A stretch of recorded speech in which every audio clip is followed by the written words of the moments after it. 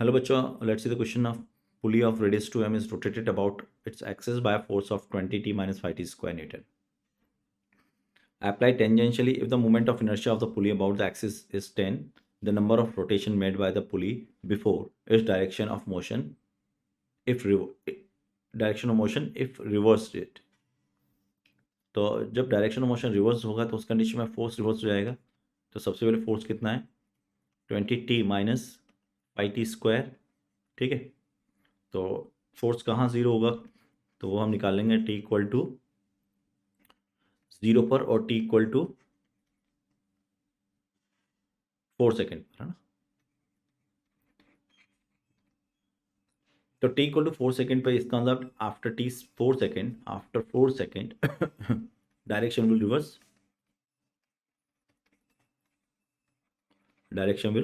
Reverse. तो अपन देखते हैं इस 4 सेकेंड में कितना घूमा. तो टॉर्क कितना हो जाएगा, टॉर्क इनटू अगर अल्फा निकालें सबसे पहला मोमेंट ऑफ इनर्शिया कितना दिया 10, तो torque about 10 is equal to the alpha. और टॉर्क क्या हो गया, ये तो अल्फा हो गया, और टॉर्क क्या हो गया F into r 20t minus 5t square into 2, ये टॉर्क हो गया डिवाइड बाई 10. तो इसको लिखूँ तो ये इसको लिख सकता हूँ मैं, ये 5 टाइम्स जाएगा तो ये हो गया 4t माइनस टी स्क्वायर. ये हो गया आपके पास. तो अल्फा हो गया, और अल्फा को क्या लिख सकते हैं हम लिख सकते हैं D omega by D T. तो D omega is equal to निकल गया आपके पास 4t minus T square into D T. फिर इंटीग्रेट कर देंगे तो यहाँ से ओमेगा कितना हो गया, that is 4t square by 2t square minus T cube by 3. ठीक है, फिर इसी को फर्दर लिख लेंगे D theta by D T is equal to D omega. तो यहाँ से अपन डी थीटा निकाल लेंगे 2t square minus T cube by 3 और इसका फर्दर इंटीग्रेशन. अब टाइम लग जाएगा 0 to 4 सेकेंड. तो टोटल जो थीटा आ जाएगा वो आ जाएगा 2t cube by 3 minus t4/12 और लिमिट हो जाएगी आपकी 0 to 4. पुट करेंगे तो ये आ जाएगा आपके पास 2 into 4 यानी कि हो गया 8/3 माइनस 4/, तो ये हो जाएगा बच्चों मैं 64 बाहर ले लेता हूँ तो कितना बचेगा 2/3 माइनस 4/3 यानी कि 1/3. तो 1/3 हो गया, तो ये हो गया 64/3. ये आ गया थीटा.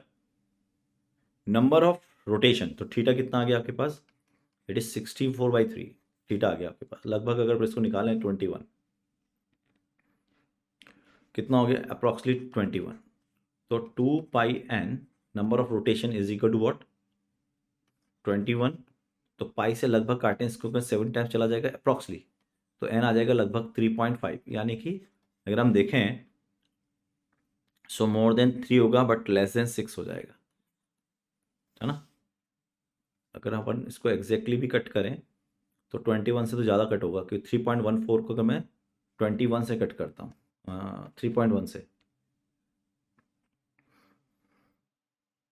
अगर मैं 21 को डिवाइड करता हूँ 3.14 से तो बच्चों ये आता है 6.68. तो 6.68 को फर्दर में डिवाइड करता हूँ 2 से तो ये आता है आपका 3.3. तो इसका मतलब ऑब्वियसली एन जो होगा वो 3 से ज़्यादा होगा, क्योंकि हम यहाँ से निकालें number of rotations. The number of rotation made by the pulley before its direction of motion is reversed. तो अपन ने किया ये आया 2/3 माइनस 1 64/3. तो 2πn इज इक्वल टू 64/3 लगभग 21. तो मोर देन 3 हो जाएगा ये बट लेस देन 5, मतलब 3.5 रिवोल्यूशंस लेगा. ठीक है, so right answer the question B is all the best.